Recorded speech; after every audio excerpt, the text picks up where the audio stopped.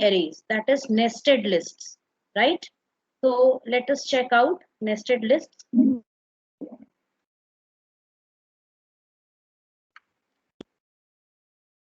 So what are 2D lists or what are nested lists?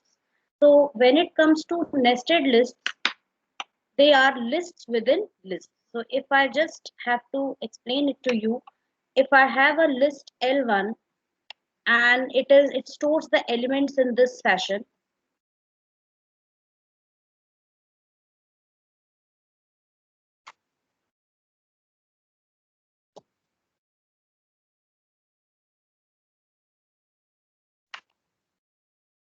So you can see that this is a nested list. How will it be stored in the memory? Let's see. As you can see, this is a nested list, and when I had explained lists earlier, I had told you that lists are always stored in the form of pointers. Okay, so this L1 is the list object which is created. So this L1 is a label which is given, which is an identifier name. So it's just a pointer to a memory location. Okay, so now it points to a memory location which consists of certain pointers. How many pointers will we have? First, we have to figure out how many elements are there. So we'll start numbering the elements like this: 0, 1, 2, 3, 4, 5, 6. That's all, because this is a nested list and within that we have another list. So total elements are what? How many elements are there? Total 6, total 7 elements. 1, 2, then this is a nested list, then 5, then this is a nested list, then 9, and then this whole is a nested list, right? So it will be stored in this way. It will have a total of 7 pointers. So it will be like this.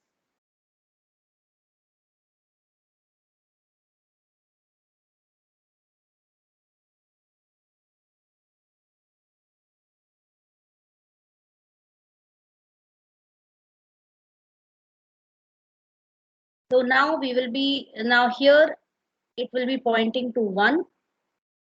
Okay, this will be pointing to 2. Then we have this which will be pointing to another list.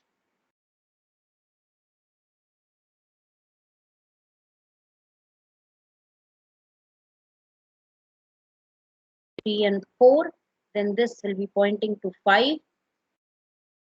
Then 6, 7, 8.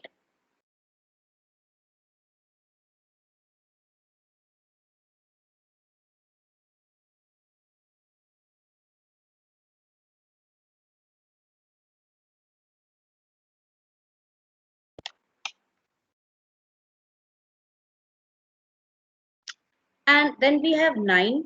So this will be pointing to 9. And finally we have the last one, which is again a nested list. So we have how many elements here? 1, 2, and 3 elements. So the first element over here is 1, second element is 2, and the third element is again a list which contains 3 and 4. So I hope you all can understand now how lists are stored in memory. List elements are never stored directly, they are always stored as pointers. Pointers to actual memory areas. Now over here, if you find, see, now 3 and 4 is there, so it will actually be pointing to the memory area which contains 3 and 4. Let us try to do this in this way.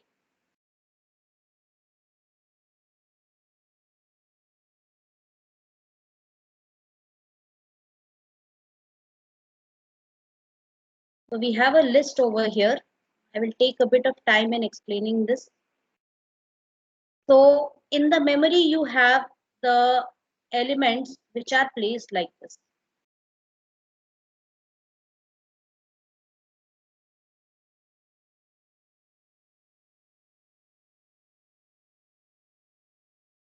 There are individual, you can just think that there are boxes which contain these elements beforehand. Okay, so we have these many elements. Now we have L1, which points to a memory region. consisting of 7 pointers.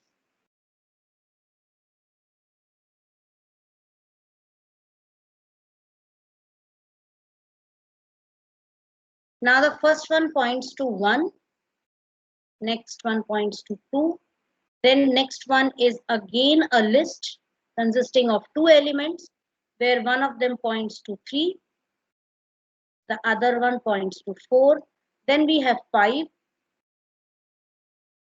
then we have another element which is again a list consisting of 3 pointers, each pointing one element.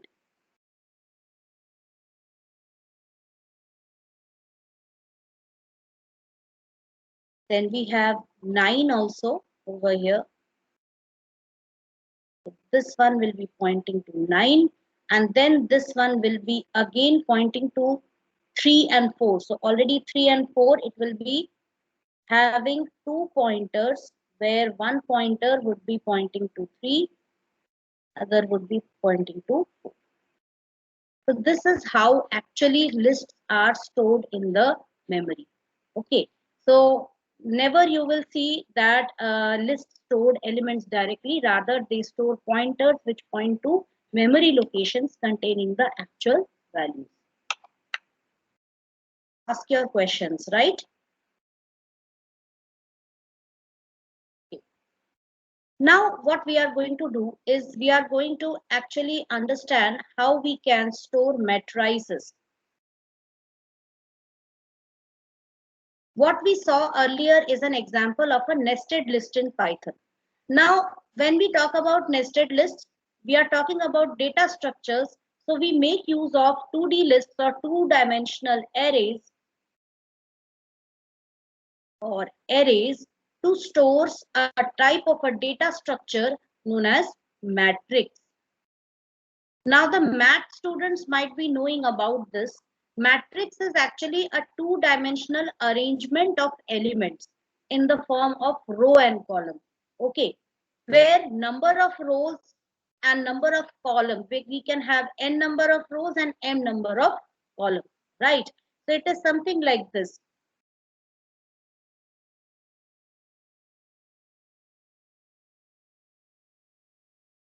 So you have rows 0, 1, 2, you have columns 0, 1, 2. So these are columns and these are rows. The horizontal arrangement of elements is the rows and the vertical arrangement is the column.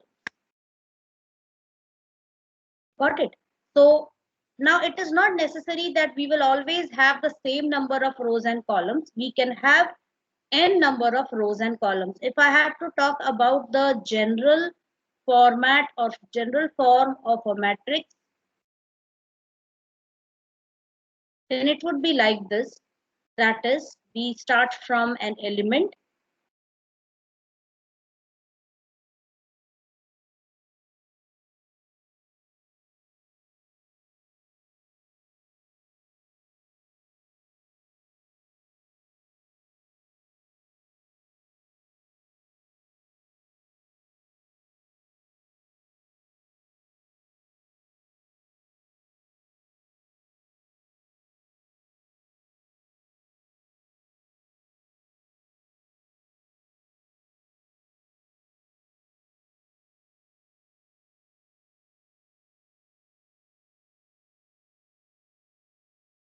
So you can see that we have how many?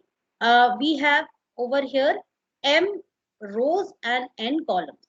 0, 1, 2, 3 up to m minus 1 rows and 0, 1, 2 up to n minus 1 columns. So this is an m by n matrix which is enclosed within square brackets. But this general format is a bit difficult to understand. So that's why we will take an example over here.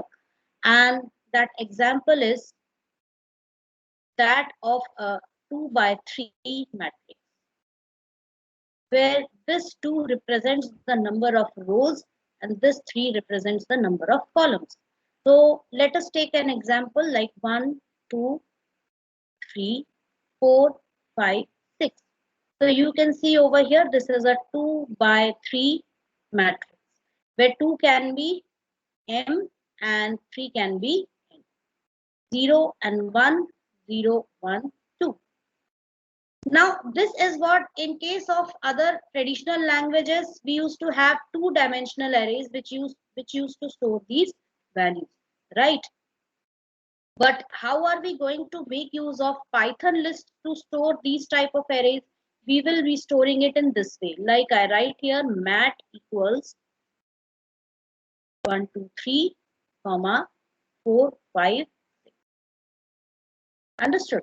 Now let us first understand the composition of this matrix properly. So I have written 1, 2, 3, 4, 5, 6. I'm taking a larger matrix.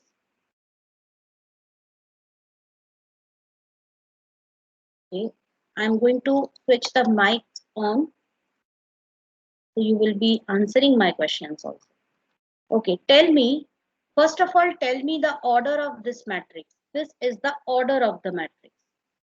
What should be the order of this matrix, which I created now?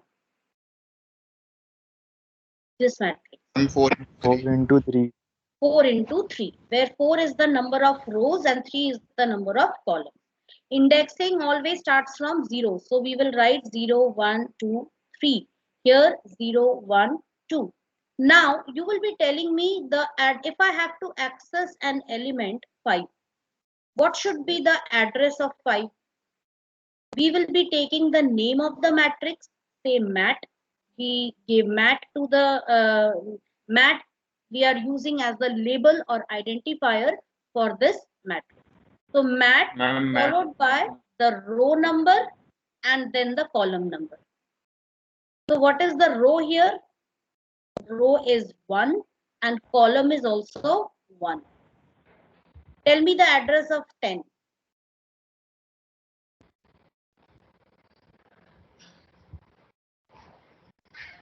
Mat 50. Mat, it is not 5, it is 3. This is 3, 0, 1, 2, 3. Mat 3, 0. There are 4 rows. So indexing starts from 0. That's why the last one will be 3. Got it? So mat 3, 0. First one is row, second one is column. Likewise, what will be the address of 12?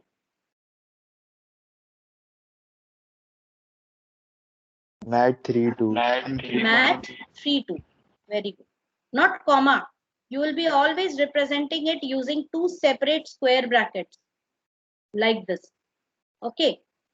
If I have to represent this, if I have to create this matrix in Python, what I'll be doing, please look here.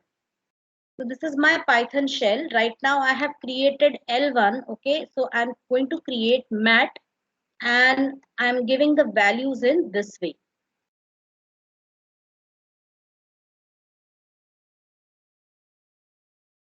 We had the first row, then the second row, then the third row.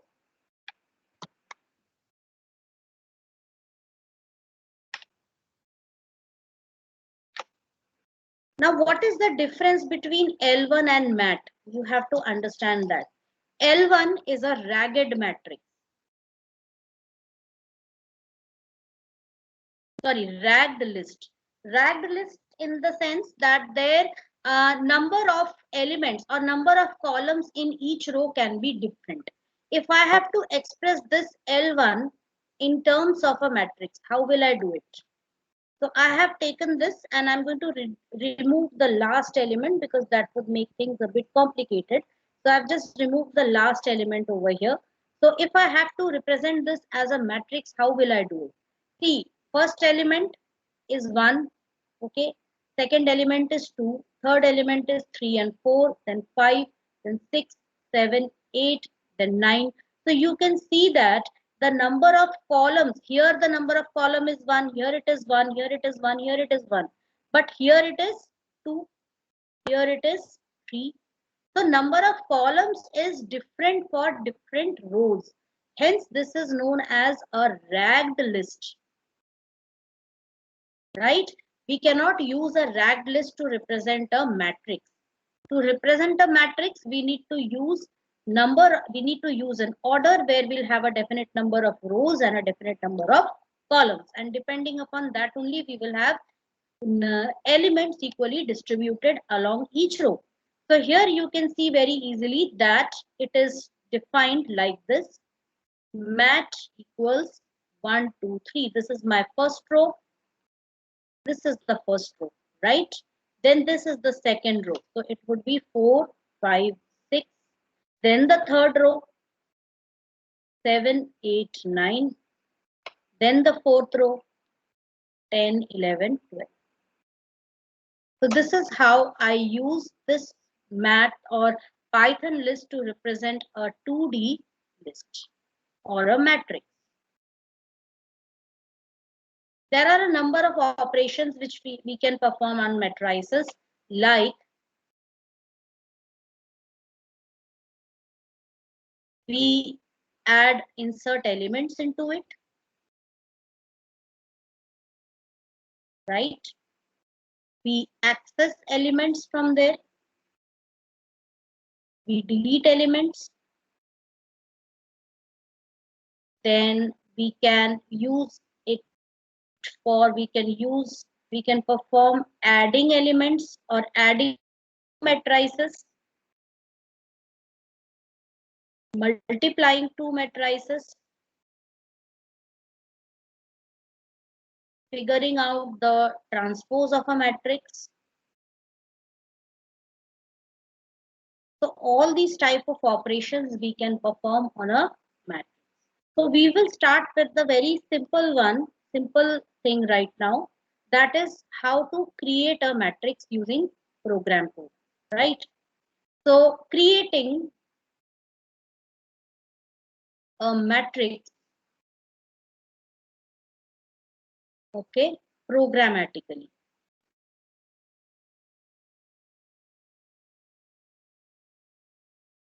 How we can create a matrix programmatically. So for that, firstly, we need an empty list which will store my matrix. So I'm just going to provide an empty list using square brackets. Okay, so this will be my main matrix. Now within the main matrix, we also need separate rows. There would be separate rows within the matrix. Like matrix to हमने बना लिया, which is an empty list. Now I have to insert rows into it like this, which are what? Lists themselves. These are again lists. So that means there are lists within list. So for that, what we need to do, we need to use a for loop which will create one list at a time, and that list will be appended to this matrix. So it would be like this. First for loop, right? This is for loop 1. Over here, we'll create a row which is again an empty matrix, and this row will be used for populating one list at a time, one sublist at a time. Okay, so row will be an empty list, then we will take a for loop 2 which is going to populate row, which is going to add elements to the row. And once this inner loop is completed and we come out of the inner loop, we are going to add this row, whatever row we have created, we are going to add it to the matrix. Append row, mat.append row. Then when the next loop, next iteration starts, again this row list is going to be reset. हमने एक list बनाया, उसको बड़े वाले matrix में add कर दिया, and now we have to again make it empty because now I have to create room for the next element, next row of elements, right? So we will be first doing it programmatically, we will see its execution, and then we will see its dry run. So I already have this here. Creating a matrix 2D list. So first mat equals an empty list which will be storing my matrix. So I'm just providing a comment line here.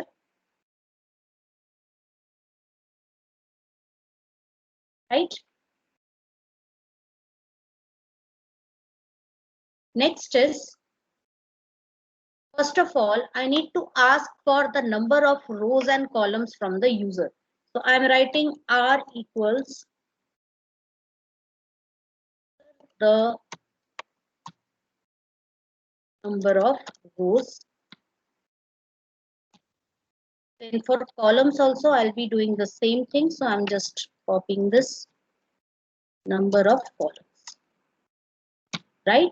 So number of rows and number of columns. For I in range R, if R is 4, that is I want 4 rows. So I will range from 0 to 3, 0, 1, 2 and 3. Now here what I have to do is I have to initialize a row. Okay, so this will be row. This will be an empty list which will be reset back to an empty list at the beginning of each outer for loop. Then the inner for loop will be, here what I'm going to do is enter the element. So I'm just going to write le, enter the element. Okay, and over here I'm going to write row dot append le. So this will append row. And once the inner loop is completed, once the inner loop completes all its iterations, that means one row is populated. Now this row has to be added to the outer matrix. So mat dot append, you can see that I have removed indentation, okay, back by 1 level. So that means it is now part of the outer for loop. So append what? Row. So here this row is added, row of elements added to matrix, that is mat. Okay, and this is done. Now if I print it, I'm only going to print mat and see what it looks like. Let's run the program. First of all, number of rows, so I'm going to enter the number of rows as 4, number of columns as 3, enter the element.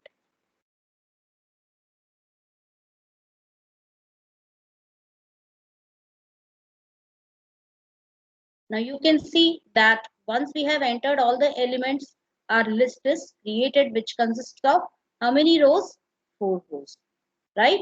How does this take? Let us see the dry run of it.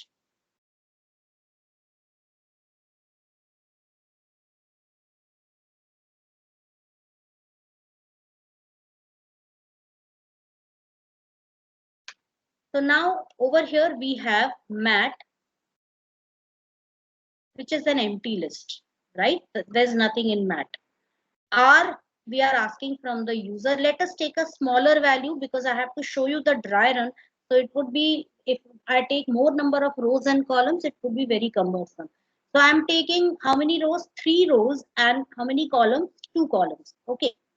For I in range, I will range from which value? Tell me. I will take up how many values? For I in range R, please look at this statement where the arrow has been marked. Look at these values and tell me, first of all, keep your minds open and then tell me how many values I is going to take.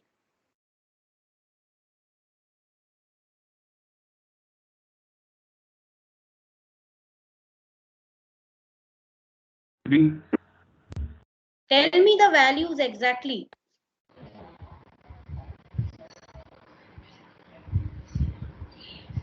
0, 1, 2. 0, 1 and 2. Yes, very good. Okay, you can switch off your mic now. Now you have row equals pair of empty brackets. That is, row is an empty list. Okay. For J in range C, now somebody has to tell me how many values is J going to take? 0 and 1. 0 and 1. Very good. Because C is what? 2. Right. Now LE is just a simple variable which will store a numerical value, enter the element, user gives the element as 1, row dot append LE. So now row contains what? One element, that is 1.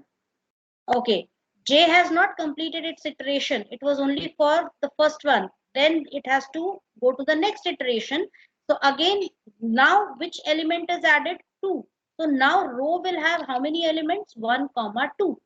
Right? So this is row now. Now J completes its iteration. It will go back to I. Right now I is at 0 iteration only. We have this statement mat dot append row. So now mat contains for the very first time first element, that is a sublist. Got it? Okay. Outer list hasn't completed its iteration, so we go to iteration 1 of outer list. This is the second iteration of the outer list. Again row was right now set to 2 elements, so row will be again reset back to an empty list. Right? Again, we start from J, that is we start from 0. User now gives 3, so row will have 3. Then at the next iteration, user gives 4, 3, 4. And then finally, this is also going to get appended to mat. So now mat is going to be, please mute your mic, 3 and 4. Shalini Gupta, please mute your mic.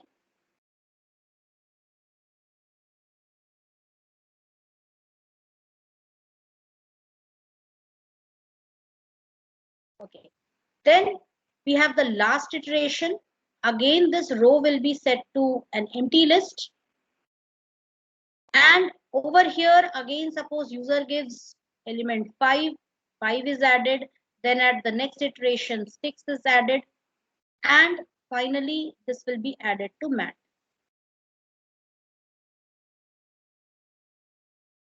And my matrix is now completed. So this is how a matrix is created. Now, next thing is to access the matrix, right? How we can access the matrix which is already created. So already we have mat over here.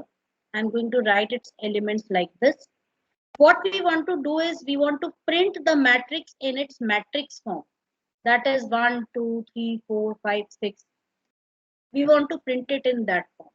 So how are we going to do? So we are going to write accessing matrix or 2D list elements. Right? So for doing this, again, we will make use of a for loop for I in range, or you can also use for item in collection, for element in mat. You can do that also. So I'm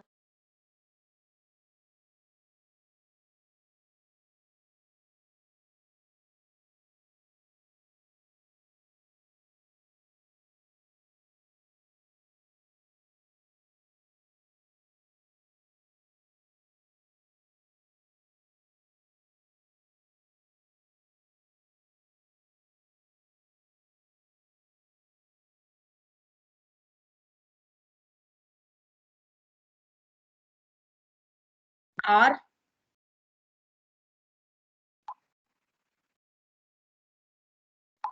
Okay, we came back. Students, there was some network issue. My internet just data got disconnected. Sorry for that. Okay. So we have for I in range R, where R represents the number of rows. Okay. For J in range T, and here I am going to write print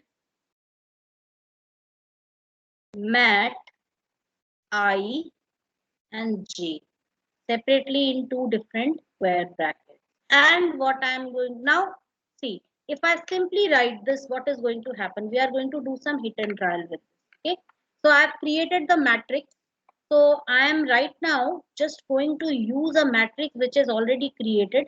That is, I'm going to copy this and create a dummy array as I have been doing earlier. So For that, I'm going to hide each and everything here, right? And I'm going to write mat equals this, because we only need to check the code for accessing the matrix elements. So for I in range,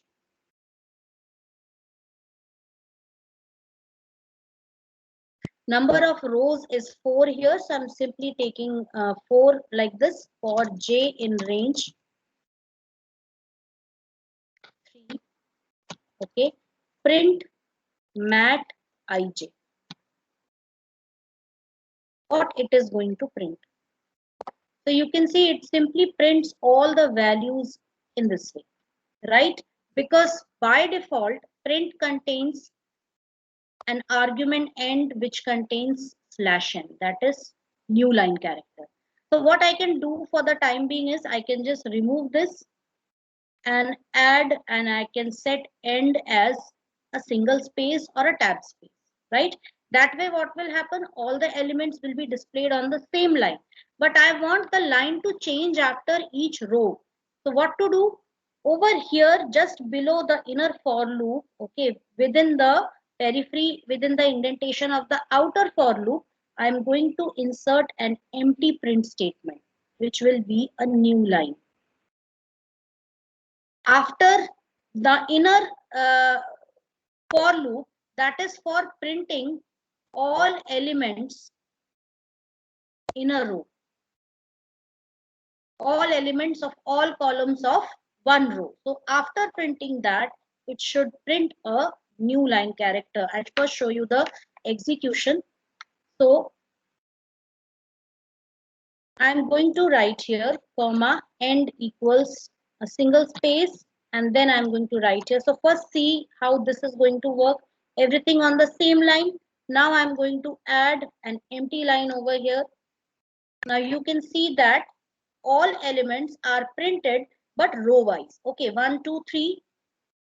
First row printed first, then 4, 5, 6, then 7, 8, 9, then 10, 11, and 12. Got it? So this way it is printed. Now here, because 1, 2, 3, these are single digit characters, and 10, 11, 12 are two double digit characters. Hence they are being printed in this way. Okay, so don't worry about that right now. We only need to understand how matrix is created. Now let's do the dry run for this one. So what we are going to do is, first I'm going to remove the comment line from there. Make some changes here. This is the code for accessing matrix elements. So here I'm going to write, tell me what I'm going to write in place of code.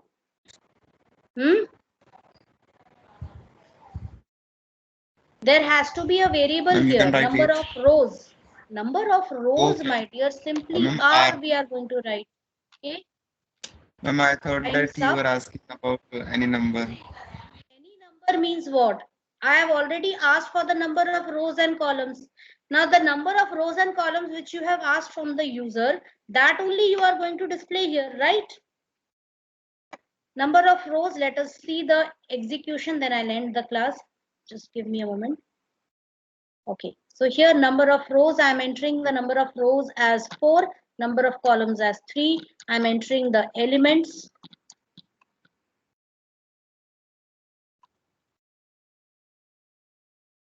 And you can see first it prints the matrix, so I can hide that statement, not a problem. And then it prints the elements in this way. Got it? The dry run, can you try out the dry run for this one? Because already we have seen the dry run for entering the elements. So I think dry run for printing the elements, you can do it on your own. So that's all in today's class, students.